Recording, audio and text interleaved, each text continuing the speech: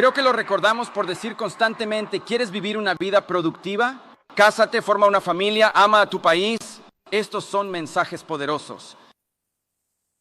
Pero espero que muchos de los que están viendo, imagino que hay personas viendo aquí esta noche que no sabían mucho sobre Charlie Kirk hasta hace 11 días. Quizás no estaban involucrados en la política, quizás estaban parcialmente involucrados. Espero que una de las cosas que saquen de esto es que el movimiento que Charlie Kirk lideró, inició y al que dio impulso, trataba sobre política, pero no solo sobre política. Era más profundo, era más amplio. Y diría, tomándome la libertad, pero estoy seguro de que él estaría de acuerdo, que una de las cosas que quiere que aprendamos de esto, de todo esto, es la siguiente. Su profunda convicción de que todos fuimos creados, cada uno de nosotros, antes del principio de los tiempos, por las manos del Dios del universo, un Dios todopoderoso que nos amó y nos creó con el propósito de vivir con Él en la eternidad. Pero luego el pecado entró en el mundo y nos separó de nuestro Creador. Así que Dios tomó la forma de un hombre y descendió para vivir entre nosotros, y sufrió como los hombres y murió como un hombre, pero al tercer día resucitó, a diferencia de cualquier hombre mortal. Y luego,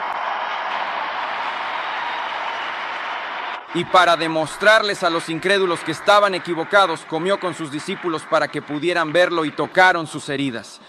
No resucitó como un fantasma ni como un espíritu, sino en carne y hueso. Y luego ascendió al cielo, pero prometió que volvería y así será. Y cuando regrese, porque Él asumió esa muerte, porque cargó con esa cruz, fuimos liberados del pecado que nos separaba de Él. Y cuando Él regrese, habrá un cielo nuevo y una tierra nueva, y todos estaremos juntos y vamos a tener un gran reencuentro allí de nuevo con Charlie y todas las personas que amamos. Gracias y que Dios los bendiga.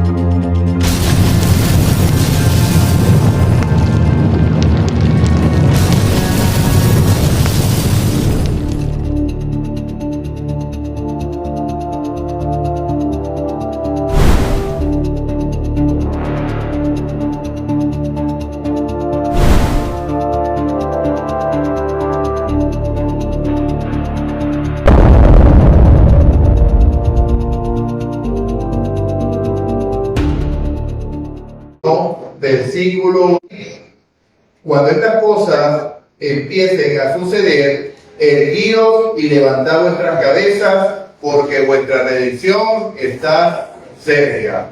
La gloria sea del Señor.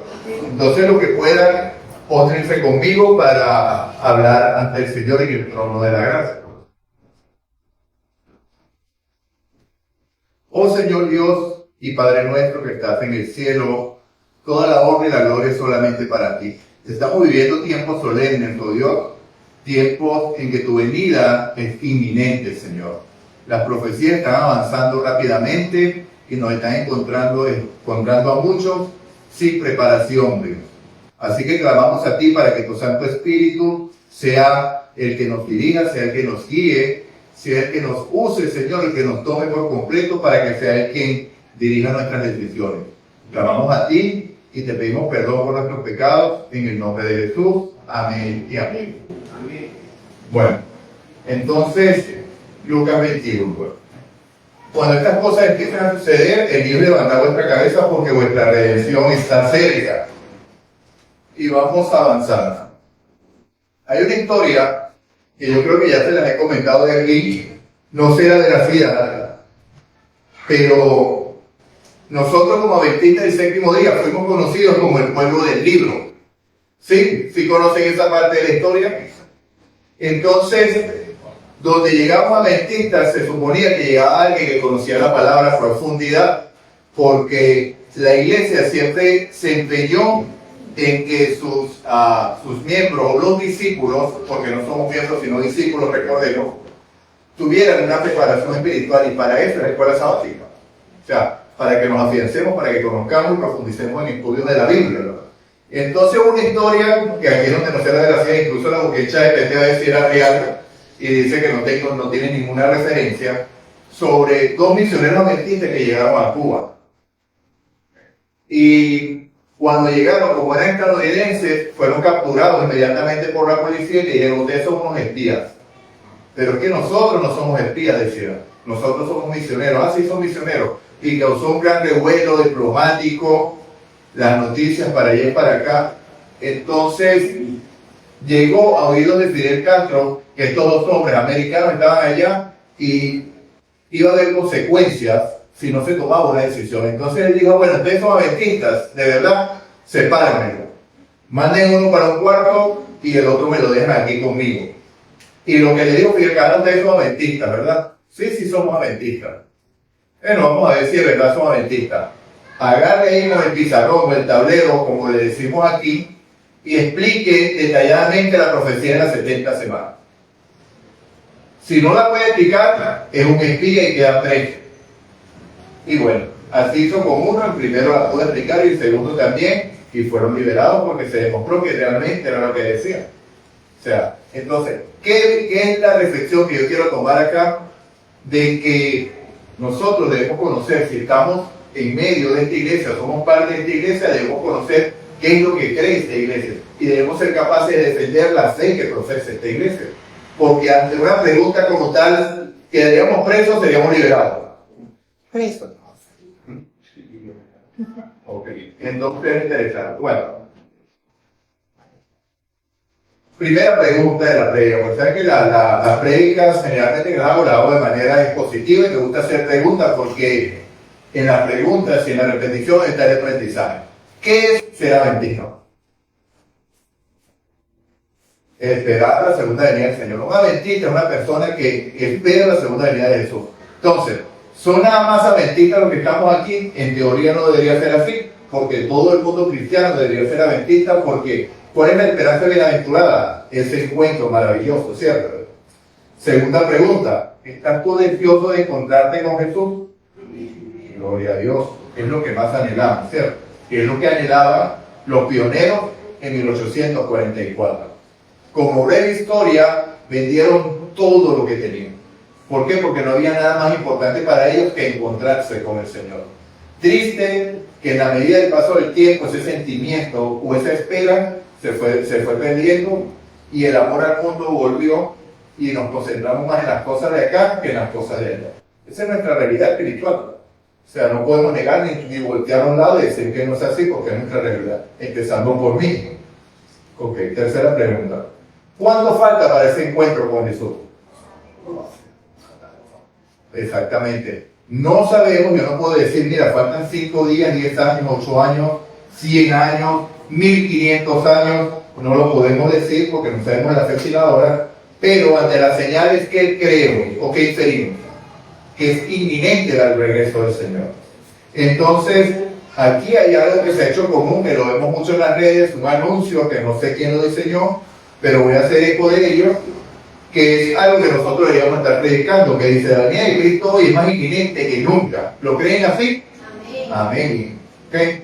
Es tu derecho a no creerlo, pero es mi deber anunciarlo, porque si yo estoy esperando el regreso de Cristo y sé todo lo que viene con Él, debería ser mi anhelo dar esa gracia a todas las personas y decirle todo lo que va a pasar. Entonces vamos a leer ahora 2 Timoteo capítulo 4 del 1 al 5. 2 Timoteo capítulo 4 del 1 al 5.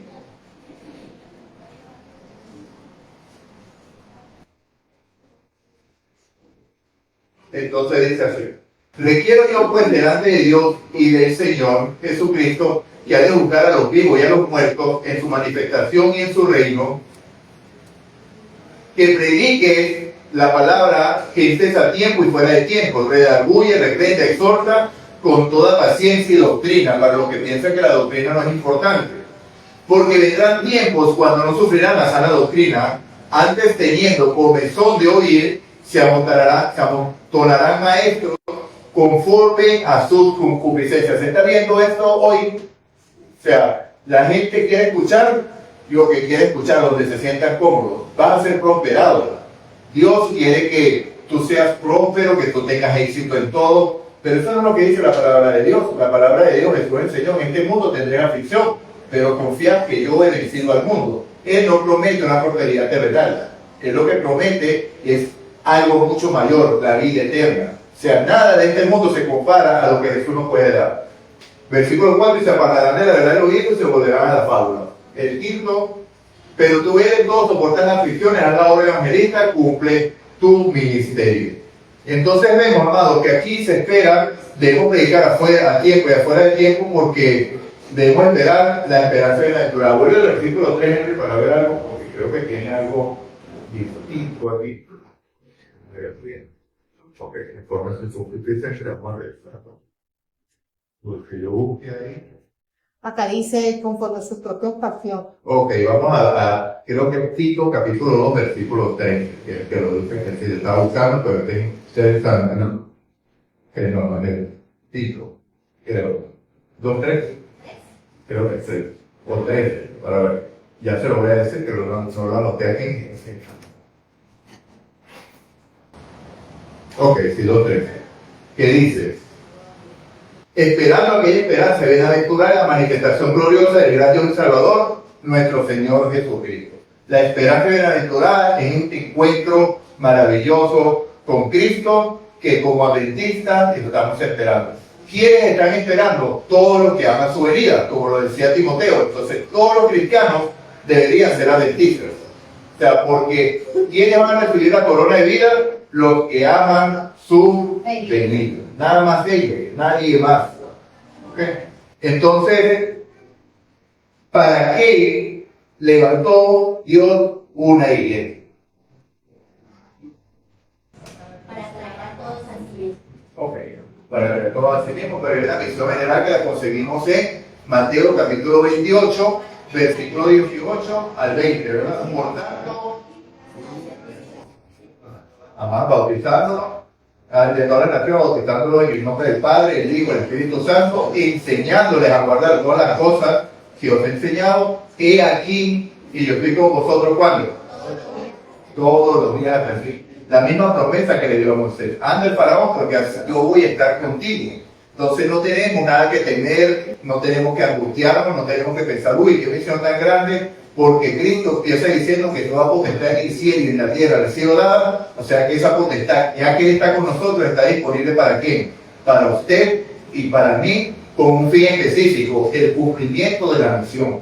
¿Okay? Entonces tenemos aquí una misión como general, una misión global, que para eso nace la iglesia cristiana, para anunciar, primera de Pedro capítulo 2 versículo 9, para anunciar las virtudes de aquel que nos sacó de las tinieblas a su luz admirable, lo que somos ¿qué? Pueblo escogido, real sacerdocio, nación santa, pueblo elegido por Dios, con una misión específica. ¿Ok?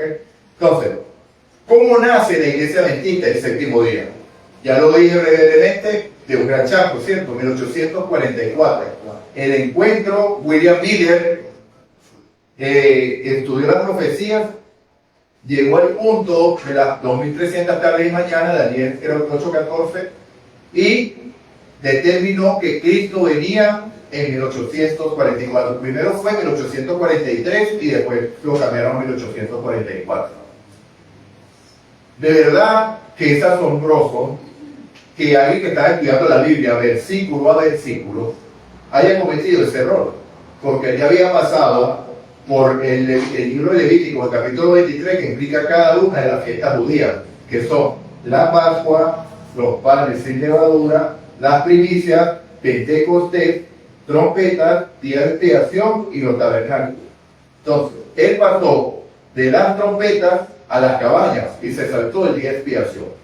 Pero entonces, ¿por qué se dio Bueno, y finalmente, como Adventista del séptimo día, nacemos el 21 de mayo del año 1863. Ese es el año que se funda, que se crea la Conferencia General de la Iglesia Adventista del séptimo día. Esa es nuestra partida de nacimiento, con nuestra, ¿cómo diría?, nuestro documento de fundacional.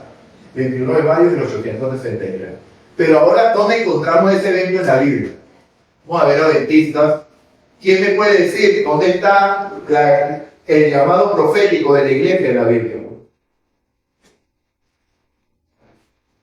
Porque nacemos con una misión global, que es Mateo 28, 18 al 20, pero nacemos también con una misión específica.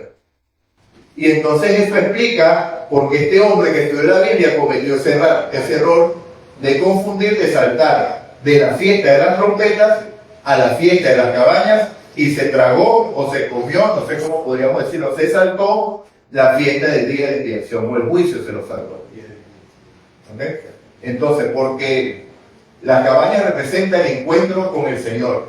Eso es lo que representan las cabañas. Entonces, ¿nadie puede decirme dónde se consigue en la Biblia? Apocalipsis, vamos a ir avanzando. Apocalipsis capítulo 10, Henry, versículos 8 al 11.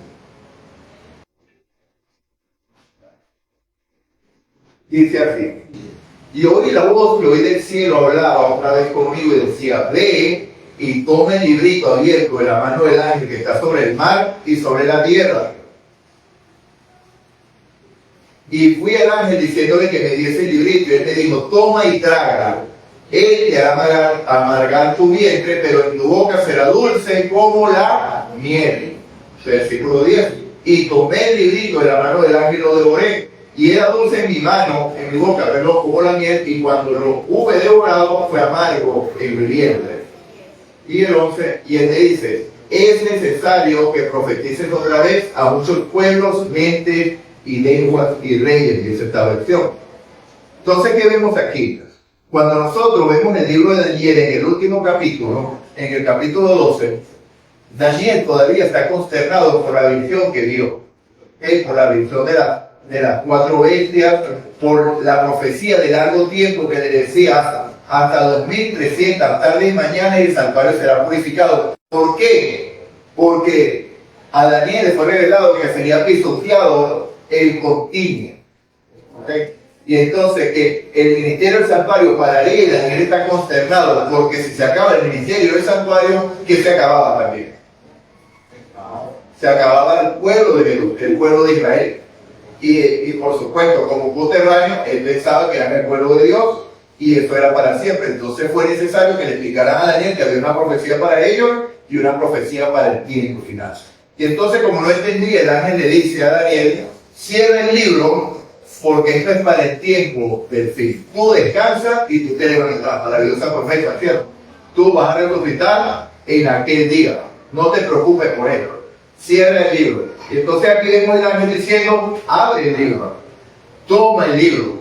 ¿Qué es lo que contiene ese libro? La parte que Daniel no entendía. No es todo el libro de Daniel, es la parte a partir del capítulo 7, 8, del 8 al 11 que Daniel no entendió. Y no es de extrañar que no se ha entendido. ¿Quién me puede explicar Daniel capítulo 11? Sumamente largo, sumamente complicado, porque Daniel capítulo 11 es la historia de la iglesia desde Nabucodonosor hasta que Cristo venga. O sea, ahí he resumido 1605, 2000, casi 4000 años de historia en el capítulo 11 del libro de Daniel. O sea, es maravilloso, pero hay que tener una visión muy clara, dictada por el Espíritu Santo, para poder entender todo eso. Pero un libro que está abierto, y eso es lo que sucedió, y nacemos nosotros como iglesia con esta interpretación. Eso no nos hace mejores, ni nos hace sectarios de que fue revelado nada más a nosotros, porque una revelación abierta para no aquel que desee estudiar, porque el Espíritu es ¿quién? El Espíritu es el mismo. Y entonces, pero levantó una gente, cuando tú empiezas a entender esto, te haces parte del pueblo de Dios para el tiempo final. ¿Estamos en el tiempo final, sí o no? Sí. Estamos en el tiempo final, mis hermanos. Y entonces, ahora, ¿cuál es la misión distintiva de nuestra iglesia? A ver si la imagen de la hermana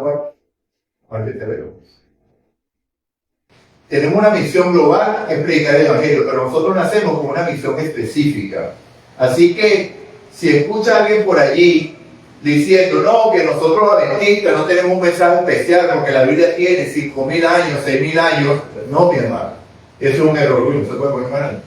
Eso es un error grave, porque la iglesia nace con una misión, la iglesia adventista nace con un mensaje especial porque es para preparar el camino para la segunda venida del Señor. Vemos que ya Dios lo había preparado la primera vez. ¿A quién levantó primeramente para preparar el camino para Jesús? A Juan el Bautista, que decía que Elías viene, y Jesús le reveló, Elías ya vino. ¿Por qué se compara Juan con Elías? Porque Elías, el tisbita, hizo un trabajo que volvió al pueblo hacia Dios cuando el pueblo estaba en gran apostasía. Lo mismo está sucediendo en el tiempo de Juan. El pueblo está lejos de Dios, viene el Mesías, se cumple la profecía de las 70 semanas y se levanta Juan el Bautista para preparar el camino del Señor. Hoy está Dios preparando nuevamente a un pueblo para ese encuentro maravilloso para la segunda venida. Y ese pueblo es usted y soy yo. Entonces vamos a ver lo que dice la hermana White en esta cita.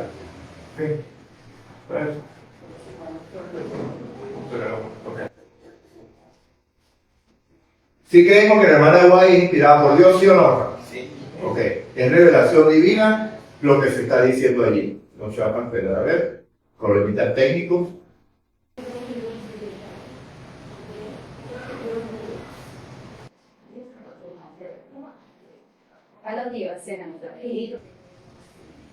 Ok. No importa, yo se la leo. Esto es lo que hago acá. La misión distintiva de los adventistas del séptimo día. Este es el libro, Evento de los últimos días, el capítulo 40, la página 339. Pero esta cita, sabemos que el libro Evento de los últimos días no es un libro que escribió la hermana White, sino compilación de citas de otros libros. Entonces voy a leer la última cita, que es parte del libro de educación, página 43, párrafo 3, y también lo vemos en Joya de los Testimonios, el tercer libro, página 288, escrito en 1909, dice así. En sentido muy especial, los adventistas del séptimo día han sido colocados en el mundo como centinelas y transmisores de luz. A ellos ha sido confiada la tarea de dirigir la última amonestación a un mundo que perece. La palabra de Dios proyecta sobre ellos una luz maravillosa, una obra de la mayor importancia que le ha sido confiada. Proclamar los mensajes del primero, segundo y el tercer ángel. Ninguna otra obra puede ser comparada con esta y nada debe desviar nuestra atención de ella. Entonces, ya tenemos dos tareas. Predicar ¿qué? El Evangelio y predicar el mensaje de los tres ángeles. Pero lo maravilloso de esto es que en la predicación del mensaje de los tres ángeles incluye la predicación del Evangelio. Porque el mensaje del primer ángel dice que digo un ángel, debe ser un ángel que tenía que el Evangelio. ¿Ok? Entonces, ¿por qué es importante predicar el mensaje de los tres ángeles en este tiempo? Ahí lo está diciendo ella. Porque es una luz especial a un mundo que perece. Que perece. Está pereciendo el mundo, amado. ¿Por qué lo decimos?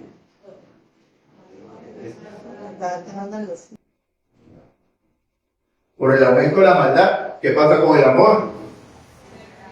El amor de muchos se enfriará. Entonces vemos sin duda mucha maldad, desenfreno, vemos infinidad de cosas. Y bueno, y para entender qué está pasando, si quiere profundizar un poquito más en eso, le recomiendo al llegar a casa leer Romanos 1 al 3 para que vea por qué el mundo está en el estado que está.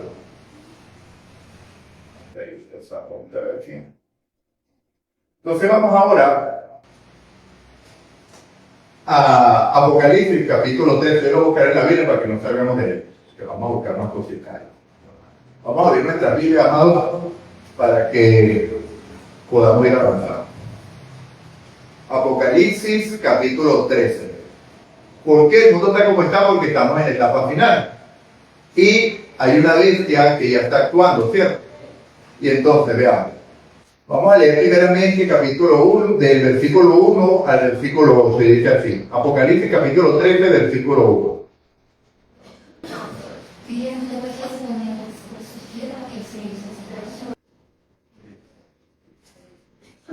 Dice así: me paré sobre la arena del mar y vi subir del mar una bestia que tenía 7 cabezas y 10 cuernos, y en sus cuernos tenía 10 diademas, y sobre sus bocas nombre de blasfemia. Versículo 2. La bestia que vi era semejante a un leopardo, sus pies eran como de oso y su boca como boca de león. El dragón le dio su poder, su trono y su gran autoridad. Así como toda potestad dada en el cielo y en la tierra por medio de Jesús, que está con nosotros todos los días hasta el fin, esta bestia también tiene el poder, pero ¿de quién? Del dragón. Le dio todo el poder y toda la autoridad también. ¿Será que el dragón tiene poder? Bastante poder tiene, ¿sí?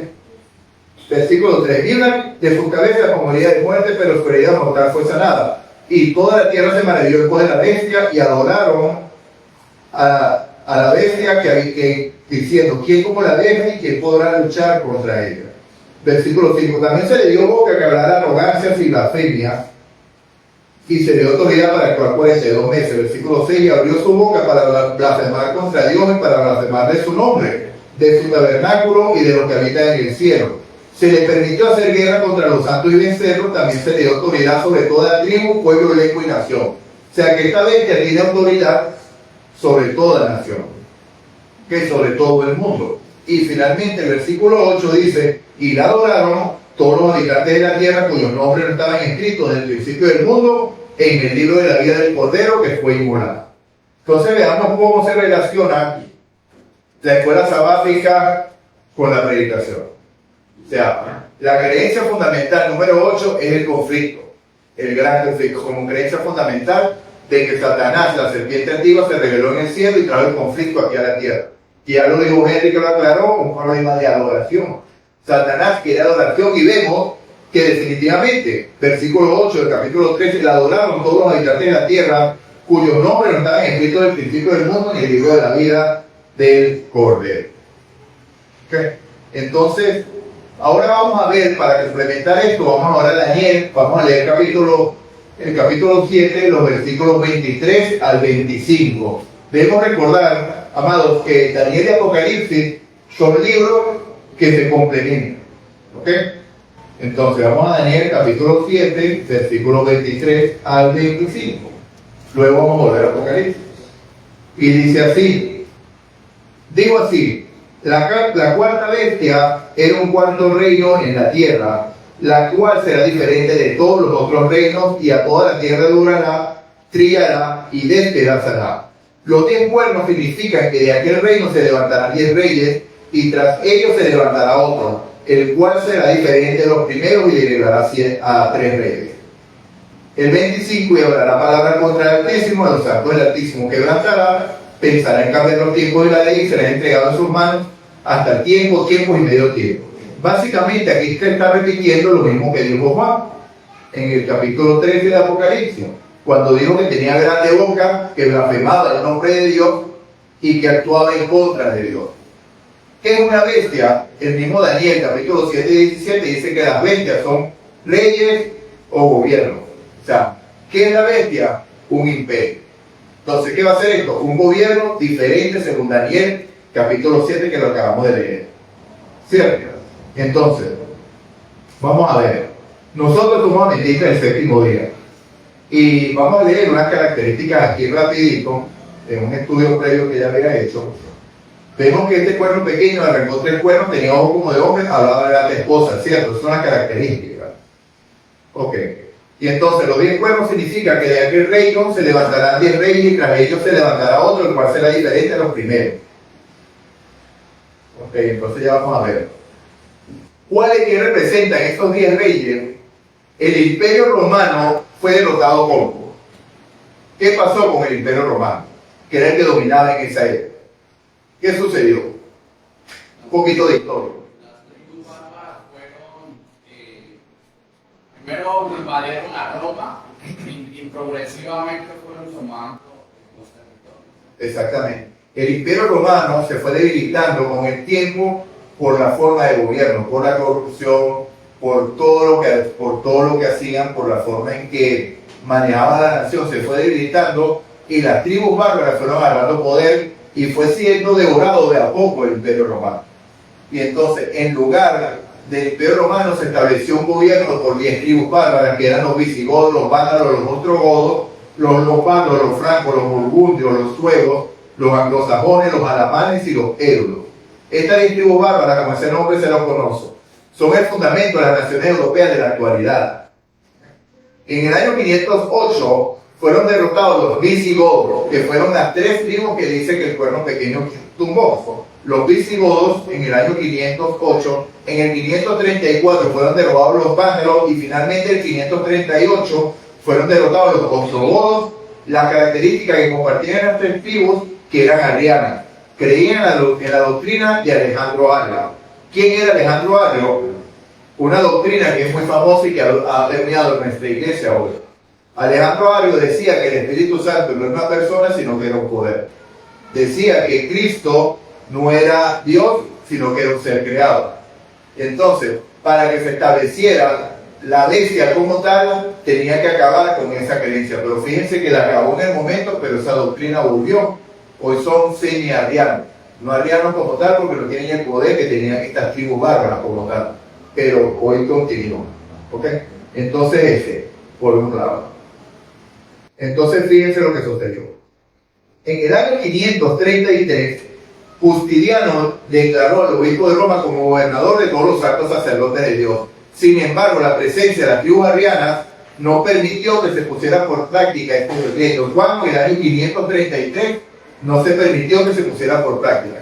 El emperador bizantino Justiniano envió a su general Belisario contra los ejércitos ostrogodos en Italia. La superioridad del ejército bizantino fue la clave para la derrota, el exterminio y el aplastamiento de la resistencia ostrogoda. Y fue en el año 538, con la caída de los ostrogodos, que se tomó el poder del cuerno pequeño. Vamos a ver, adventistas del séptimo día. ¿Cómo identificamos nosotros esa primera bestia? ¿Quién es esa primera bestia? La que surge del mar. Esto es historia para nosotros. Esto es una interpretación que ha enseñado la iglesia prácticamente desde que nació. Irene White tiene muchas citas hablando de esto. ¿Quién puede decir o quién tiene el valor de decirlo hoy? La primera bestia, la que surge del mar. El mar son gente, muchedumbres. Roma papal, el papado, la gloria sea de Dios. Entonces, llamemos a las cosas por su nombre, ¿verdad? Sin tener temor, sin tener temor a decirlo. Es así. Ahora, ¿cómo saca la iglesia adventista esta conclusión? ¿Cómo llegamos nosotros a esa conclusión? ¿Será que nosotros somos mala gente y decimos, nos cae mal el papa y vamos a inventar esto? ¿Será así? Y entonces, ¿cómo llegó a la iglesia adventista a esa conclusión? El estudio de la palabra, exactamente. ¿Por qué? Hay un solo método para poder comprender las profecías bíblicas y es el método historicista. ¿Ok? ¿Por qué? Porque en la medida que se cumple, nosotros vemos la veracidad de la interpretación que estamos haciendo. Entonces, tal cual se ha hecho el estudio y se puso el fundamento, es la interpretación. Pero esa no es una interpretación que fue de la iglesia adventista del séptimo día. Y esa interpretación existía. Porque, ¿qué es lo que hacía el papado en la época medieval? Aniquilaba. Perseguía, ¿cierto? Tenía que imponer su voluntad. Porque tenía el poder político y el poder civil. Y lo que no lograba por el poder, el poder político, el poder eclesiástico. Lo que no lograba con el poder eclesiástico lo imponía con el poder civil. Entonces, ¿qué es la primera bestia si es distinta? Es la unión del poder religioso con el poder político, lo que una amalgama y fuerza para ejecutar sus dictámenes. ¿Cierto? Ok. Y entonces vamos a leer la segunda estrofa. Aquí yo voy a leer algunos para que vean parte de los reformadores y vamos a leer 2 citas nada más que saqué del estudio allí para que lo vean. Fíjense. Pero la verdad es que la iglesia protestante históricamente ha enseñado y ha hecho un tema dogmático que el anticristo, el hijo de perdición, es el papado. ¿Okay? El linaje del Papa de la Iglesia de Roma, la doctrina se encuentra desde siglos ante la reforma de la enseñanza de los pioneros, ante la reforma del siglo XVI, tal como Juan Wycliffe, los Llantos, los Valdenses y Juan Hus. Luego en la reforma, los primeros reformadores, Martín Lutero, William Tyndale, Ulírico, Zwinglio, declararon que el papado es el mero anticristo y el hijo de perdición. Luego Juan Calvino, Juan Knox y todos los reformadores calvinistas fueron unánimes en la misma doctrina. Esto se encuentra en sus obras, pero también en las confesiones de la fe de la iglesia reformada. Miren lo que decía Agustín de Hipona. Digo con seguridad, por tanto, que quien quiera que se llame obispo universal y hasta donde desee su orgullo ser llamado tal, es el precursor del anticristo. John Wycliffe dice: el demonio ya no reina en uno, pero en dos sacerdotes, para que los hombres puedan más fácilmente vencer ambos en el nombre de Cristo. Ahora el anticristo dividido y uno lucha contra el otro, en un contexto que había dos papas en esa época. Eso fue entre el año 1378 y 1415. Ya vamos a llegar a esta. Ya fue nada más una que puso.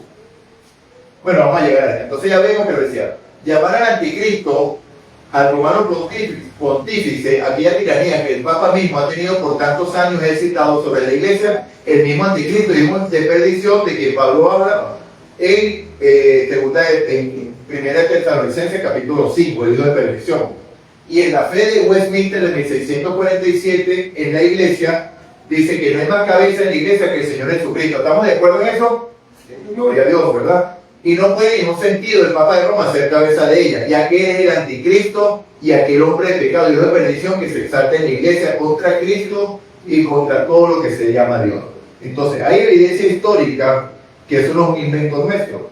Nosotros llegamos a la misma conclusión porque la iglesia adventista estudió el Apocalipsis desde el punto de vista histórico. Y todo el que estudia el Apocalipsis y Daniel desde el punto de vista histórico va a llegar a esta conclusión. ¿Por qué? Porque va a mostrar las características del cuerno pequeño y de la bestia de Apocalipsis capítulo 13 y las características están allí para llegar. Ahora, cuando se dio todo esto en el tiempo de la Reforma, Roma tenía que dar una solución. Y en el 27 de septiembre del año 1540 se crea la Compañía de Jesús, los jesuitas, para contrarrestar eso. Y entonces ellos salen con dos interpretaciones apocalípticas. Luis de Alcázar, con una interpretación que llamaron el preterismo, que llevaba todo al pasado. Esa no es muy nombrada hoy, porque esa no tuvo mucho éxito, porque decían que este anticristo que se nombra en Apocalipsis capítulo 13 era o Antíoco Epífanes, o después dijo que era Nerón. ¿Por qué Antíoco Epífanes? Porque Antíoco Epífanes profanó el santuario, sacrificó cerdos en el santuario de Jerusalén. Pero el problema es que este cuerno pequeño salía del Imperio Romano de la cuarta bestia, y Antíoco Epífanes venía de la tercera bestia del Imperio griego. Así que ya automáticamente no va. ¿Okay? Entonces después dijo que era Nerón, pero esto no llegó. Pero después vino Francisco Rivera con su futurismo y dijo que todo está en el futuro. ¿Eso se cree hoy? Sí. De cierto, el mes pasado hubo burla porque hubo otro gran chasco. ¿No vieron eso? Habían dicho que el 26, creo que era el 26, 25 de septiembre era el rapto de la iglesia. Y entonces, como no sucedió, entonces vemos que el hombre es el mismo. Entonces, el futurismo es lo que lo lleva todo al futuro. Bueno, después de que Francisco Rivera, eso se le dio forma, vino la Biblia Scofield. La Biblia Scofield es una Biblia, la primera Biblia que fue creada con interpretaciones a pie de página. O sea, entonces, ¿qué es lo que guía a la mayoría de las iglesias cristianas? La Biblia Scofield, la interpretación que tenía él.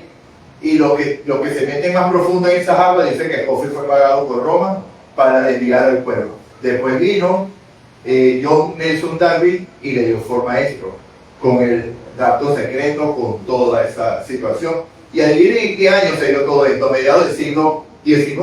¿En qué año surge la iglesia adventista? En esos mismos años. ¿Por qué? Porque cuando viene un profeta verdadero que tiene que existir, falso profeta, para confundir. En esos años en Estados Unidos nacen los mormones, nacen los testigos de Jehová, los testigos de Jehová salen de nosotros. ¿Okay? fueron hermanos que se reunían con nosotros y salieron. Hoy sabemos que tienen una composición semi-arriana, porque para ellos el Espíritu Santo no es persona, sino un poder. Cristo es un ser creado, y no es Dios, es un profeta. ¿Okay? Entonces, vemos ahí, entonces, vamos a ver. Ok, entonces Dios rechaza la serpiente. Okay. La serpiente tenía que evitar que se creyera la verdad, y trajo ¿qué? ¿Qué es lo que trae la serpiente?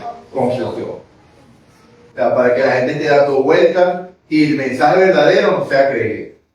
Ahora, vamos nuevamente, ahora vamos a leer los versículos 11 al 17 del capítulo 13 de Apocalipsis. Y dice así: después vi otra bestia que subía de la tierra, tenía dos cuernos semejantes a los de un cordero, pero hablaba como un dragón. Versículo 12: ejerce toda la autoridad de la primera bestia en presencia de ella, y hace que la tierra y sus habitantes adoren a la primera bestia, cuya herida mortal fue sanada. También hace grandes señales, de tal manera que incluso hace descender fuego del cielo a la tierra delante de los hombres. Engaña a los habitantes de la tierra con las señales que se le ha permitido hacer en presencia de la bestia, diciendo a los habitantes de la tierra que hagan una imagen a la bestia que fue herida de espada y revivió. Estamos en el versículo 15, capítulo 13, 15. Se le permitió infundir aliento a la imagen de la bestia para que la imagen hablara y hiciese matar a todo el que no la adorara, y hacía que a todos, pequeños y grandes, ricos y pobres, libres y esclavos, se les pusiera una marca en la mano derecha o en la frente. Versículo 17: y que ninguno pudiera comprar ni vender, sino el que tuviera la marca o el nombre de la bestia o el número de su nombre. Vamos a dejarlo hasta ahí. Entonces, mis hermanos, vamos a hacer énfasis en el versículo 11.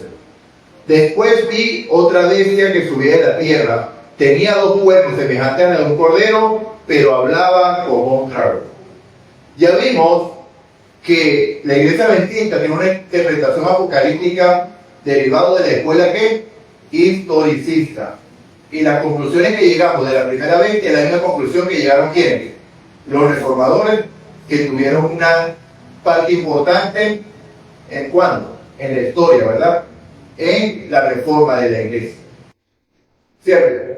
Entonces vemos ahora que la iglesia adventista hace una interpretación de esta segunda bestia, porque dice que es de tierra seca. Si las aguas es muchedumbre, la tierra seca que es ¿qué? Lo contrario, un lugar casi desierto. Digamos que esto no es nada más, se resume, o vamos a esto, para no ponerle mucho, vamos a dejarlo hasta ahí. Vemos que la iglesia adventista dice que esta tierra es donde vivieron los europeos después de la persecución papal y llegaron a donde, en el Mayflower, a la tierra de Estados Unidos de América. Ellos fundan la nación en base a dos enmiendas fundamentales. Una, que la religión y la política nunca se van a mezclar. ¿Por qué? Porque ellos conocen de cerca lo que sucede cuando se mezclan estas cosas. La otra es el porte libre de armas para poder defenderse, que esa está bien debatida hoy. Entonces, si la iglesia adventista pudo determinar, siguiendo el método historicista, quién era la primera bestia, podemos buscar la interpretación de quién era la segunda. Por supuesto que sí. Entonces veamos, hemos interpretado que es la segunda bestia. Si la primera bestia fue la unión de la Iglesia Católica o Roma papal con el poder político, ¿qué es la imagen de la bestia?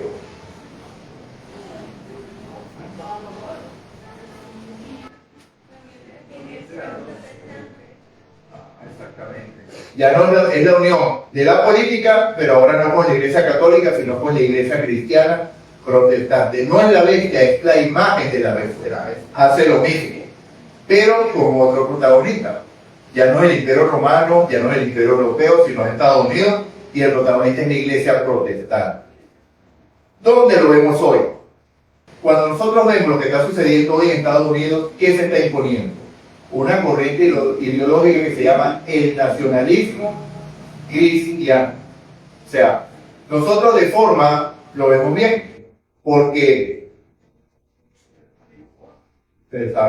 se oponen a lo que es los LGBT+, que están imponiendo a los niños que no importa lo que quisieran, el aborto, todo esto, obligan por ley poner los mandamientos en cada salón, cosa que de forma nosotros vemos muy bien.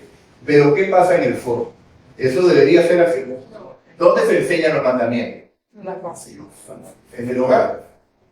Porque hay personas que no creen en eso y tienen derecho a pensar como ellos quieran. Porque Dios no impone su religión a nadie. Dios no hace nada por ley y por la fuerza. Él tiene su ley, pero quiere que sea cumplida. ¿Por qué? Por amor. Si llamáis, ¿por qué? Porque entendemos que lo que Cristo hizo por nosotros y cómo murió y cómo pagó lo que era mío, y entonces eso despierta el amor mío hacia Él. Y obviamente que cuando amamos a alguien, no queremos causarle daño, ¿o sí? Entonces, eso es. Entonces, ¿qué es lo que se está dando? Mira, ahí hay, en la parte hay un link que se llama el Tracker 2025. Vamos a ver eso.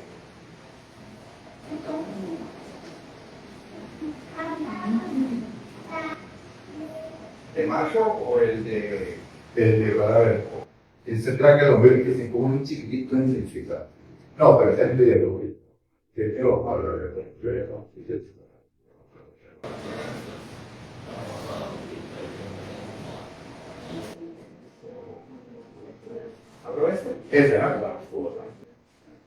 Cuando se da la carrera por las elecciones en Estados Unidos, empiezan a decir que Trump iba a ejecutar lo que se llamó el Proyecto 2025, un plan de gobierno que hizo la Fundación Heritage, donde los conservadores iban a imponer, iban a revolucionar la política en Estados Unidos, cambiando muchas cosas. Aquí está el rastreo.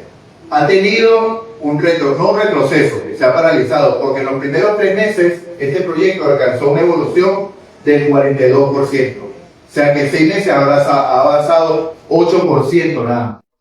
¿Qué es lo que está tratando de imponer esto? Un gobierno conservador. O sea, Trump llegó y revolucionó todo con decretos, ¿cierto?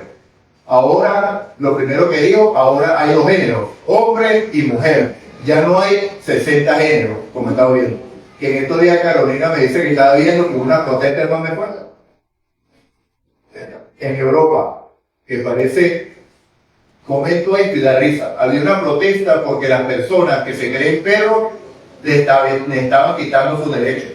Entonces ellos andaban caminando en la calle en 4 patas amarrados con su cadena y su disfraz de perro, porque son perros. O sea, una locura total la humanidad. Entonces Trump establece como entonces vemos que el proyecto está al 48%, hablo un poquito más para que veamos ahí algunas de las cosas que se están ejecutando. Mira, aquí, en USAID, en ese objetivo, ya lo cumplieron todos. En el Común de Future Trading Commission, o sea, cada departamento, miren cómo hay cumplimiento. Departamento de Estado en la Casa Blanca, seguirlo bajando. Vamos a ver. Y aquí, bájalo más. Aquí dice, abajo va a decir cómo las cosas se van ejecutando. Este es algo que es público. ¿Ok? Trump se distanció, mira, aquí está todo lo que quería ver. Trump se distanció de esto cuando estaba en la campaña, pero su gobierno viene ejecutándolo de manera magistral. En la página 620 hay un tratado que habla sobre el día del reposo. El día de reposo, el Shabbat, que por defecto es el domingo. Y el mes pasado, uno de los autores de este libro que se llama, este proyecto, Jonathan Berry, un coautor, fue contratado como tercero en el ministerio, vamos a decir, el Ministerio del Trabajo en Estados Unidos. O sea, que ya no sabemos lo que nos podemos enfrentar. Se están debatiendo leyes azules, que son leyes dominicanas en varios estados desde hace rato ya. Ellos dicen, yo lo busqué allí, precisamente usé ChatGPT para eso, de que sería una ley dominical específica en este proyecto 2025, dice que no hay una ley dominical, pero sí una excepción que se llama como el Shabbat, que por defecto es el domingo. Y entonces, no es una excepción para prohibir el trabajo el día domingo, pero para hacer una carga laboral mayor. O sea, para que si aquellos quieren imponer el trabajo dominical, tengan que pagarlo a 1,5 o al doble, como es en los países latinos, que se paga mejor. En Estados Unidos parece que no se hace. Pero ya sabemos que esto no es nuevo, mis hermanos, porque en 1888, cuando el Señor mandó un mensaje a nosotros como iglesia también, había una ley dominical impuesta en el Congreso de Estados Unidos por parte del senador Blair. Y fue el mismo mensajero de Dios quien ayudó a que esa ley no fuera aprobada. Alonso Trevor Jones fue al Congreso, debatió y la ley no fue aprobada. ¿Por qué? Porque la ley estaba en aprobación porque el pueblo estaba siendo preparado. Cuando el pueblo, el mensaje del 888 fue rechazado por la iglesia, el mensaje paró y la ley dominical paró. Pero hubo un hermano adventista que no murió en la cárcel. No recuerdo el nombre, yo lo tenía por allí, pero después lo busqué y no lo conseguí. Porque estando en la cárcel, él duró 2 meses preso por no plegarse a la ley dominical de aquel entonces y contrajo tuberculosis y cuando recobró la libertad murió. O sea, fue un mártir de esta ley. ¿Okay? Entonces vemos cómo está avanzando esto rápidamente. Amados, las profecías se están cumpliendo ante nuestros ojos. Y muchos no lo estamos viendo. Estamos durmiendo. El día 10 de septiembre hubo un asesinato en Estados Unidos. ¿Okay? Un atentado. Murió un joven activista político llamado Charles Kirk. Y esa muerte conmocionó a Estados Unidos. Un antes y un después. Ahora sí vamos a ver el video. 32 años tenía este muchacho. ¿Quién es este señor? Secretario de Estado. El ministro de Relaciones Exteriores. Miren lo que habla. Que nos amó y nos creó con el propósito de vivir con Él en la eternidad. Pero luego el pecado entró en el mundo y nos separó de nuestro Creador. Y así Dios tomó la forma de un hombre y descendió para vivir entre nosotros. Y sufrió como los hombres. Y murió como un hombre, pero al tercer día resucitó, a diferencia de cualquier hombre mortal. Y luego... Y para demostrarles a los incrédulos que estaban equivocados, comió con sus discípulos para que pudieran verlo y tocaron sus heridas. No resucitó como un fantasma ni como un espíritu, sino como carne. Y luego ascendió al cielo, pero prometió que volvería. Y lo hará. Y cuando regrese, porque Él asumió esta muerte, su profunda creencia de que todos fuimos creados, cada uno de nosotros. ¿Qué está haciendo este señor allí? ¿Es esa unión política y religión? ¿Están viendo la imagen de la bestia ante sus caras hoy? Una predicación y pura verdad. Hasta la venida, lo que pasa es que no se grabó completo porque le saqué el extracto y dice: y nos vamos a reunir con los amados y vamos a estar con Charles cuando Él venga. O sea, la verdad de la Biblia. Un ministro en un estado político predicando de la palabra de Dios. Ahora vamos a ver otro y yo voy leyendo los titulares porque me dice. La conseguí en español, pero me di cuenta de que en español la traducción no era fidedigna a lo que estaba diciendo. Entonces, por eso lo dejé. Miren, este se llama Stephen Miller. Este es asesor de seguridad del gobierno de Trump. Those trying to foment hatred against us, what do you have? You have nothing.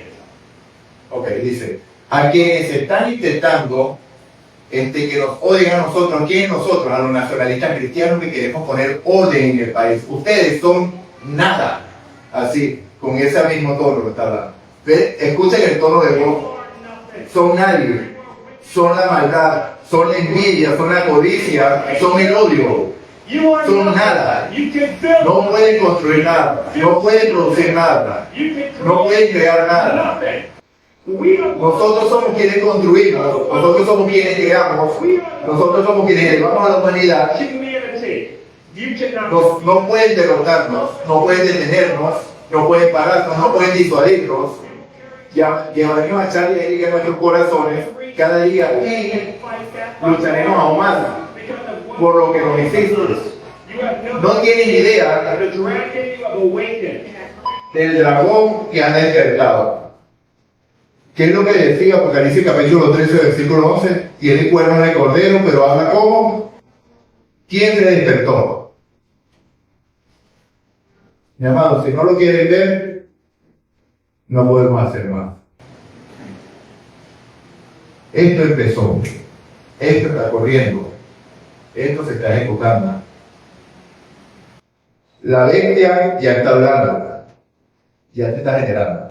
Entonces tenemos profecía cumpliéndose ante nuestros ojos.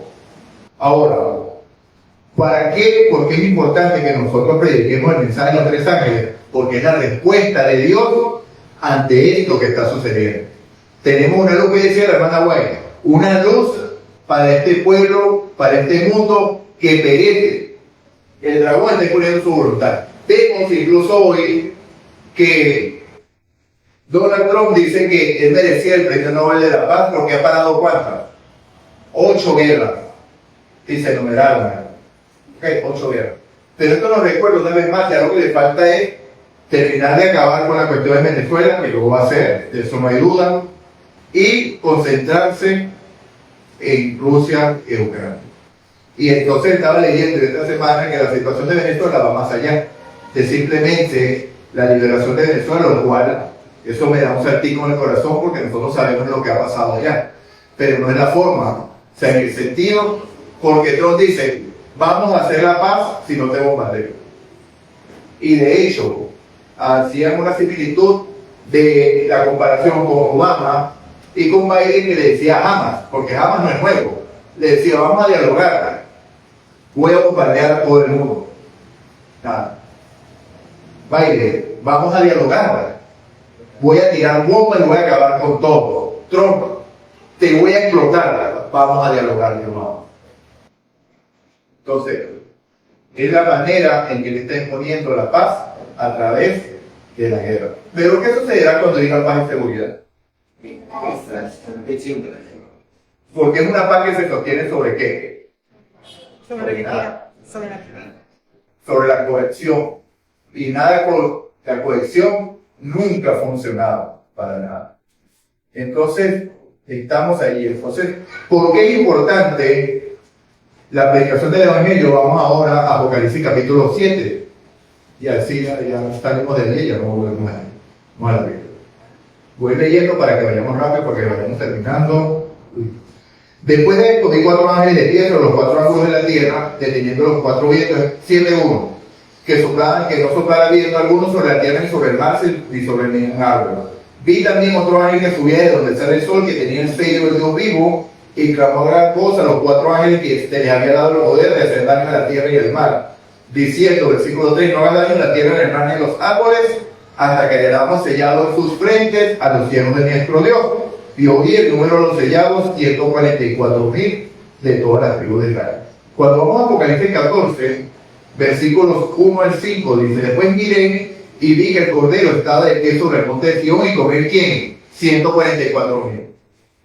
Esto tenía el nombre de él y de su padre escrito en la frente. Entonces aquí se determina que es el sello de Dios, el nombre del Padre y del Hijo escrito en la frente, el carácter de Dios en ellos.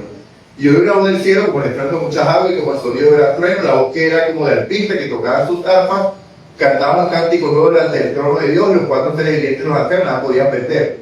Estos son los que no se han contaminado con mujeres, pues son vírgenes, son los que siguen al Cordero por donde quiera que va. Estos fueron redimidos de entre los hombres como primicia para Dios y para el Cordero. En su boca no fue de mentira, son sin mancha delante de Dios. Estos son los que van a tener el poder de predicar el mensaje de los 3 ángeles con toda libertad. ¿Okay? ¿Cuándo debió haber estado esta generación lista? En el año 1844, porque nace la Iglesia Adventista con el fin de predicar el mensaje de los 3 ángeles. ¿Qué significa esto? Que las profecías se estén cumpliendo, que este grupo ya está activo. Sin este grupo, las profecías no se van a cumplir. ¿Por qué? Porque no hay quien respalde el plan de Dios. Es una obra que hace Dios, no va a hacerlo. Dios está empeñado. Y entonces vemos el mensaje de los 3 ángeles. ¿Quién me puede decir el mensaje de los 3 ángeles de memoria? El mensaje de los 3 ángeles de memoria, ¿quién lo puede decir?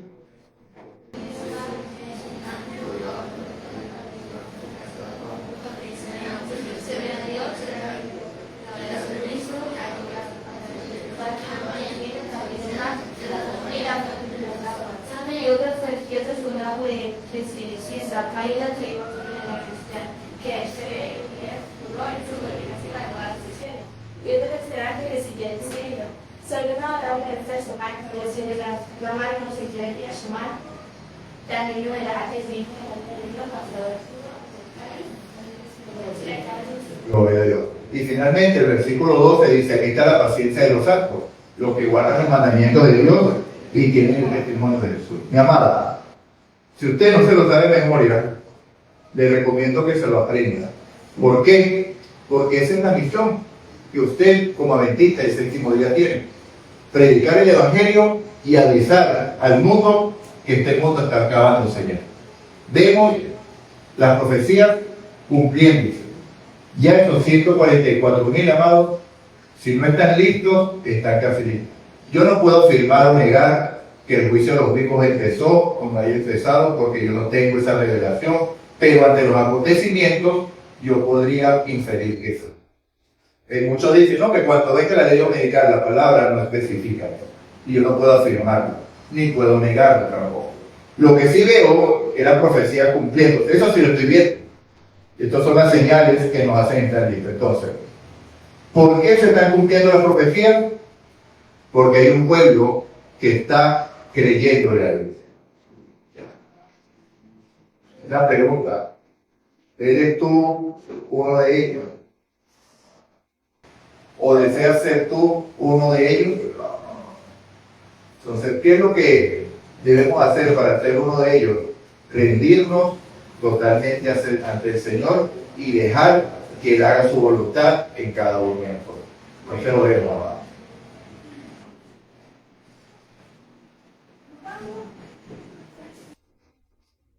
Padre nuestro que estás en el cielo, alabado, glorificado y honrado sea tu nombre. Oh Dios, aquí estamos delante de ti y te damos las gracias una vez más, porque tú eres misericordioso y bueno y no haces nada sin revelarlo a tus siervos los profetas. Vemos, oh Dios, cómo en tu misericordia podemos ver la profecía cumpliéndose, lo que nos da un tiempo para prepararnos, aún en un corto tiempo para prepararnos. Que tu Santo Espíritu nos tome enteramente y podamos vivir conforme a tu santa y divina voluntad. Esta es una oración que hacemos no por méritos, porque somos pecadores y nos hemos alejado de ti en muchas ocasiones, pero lo hacemos en los méritos y en el poder de tu Hijo, Cristo Jesús. Amén y amén. Dios nos bendiga, Dios nos guarde.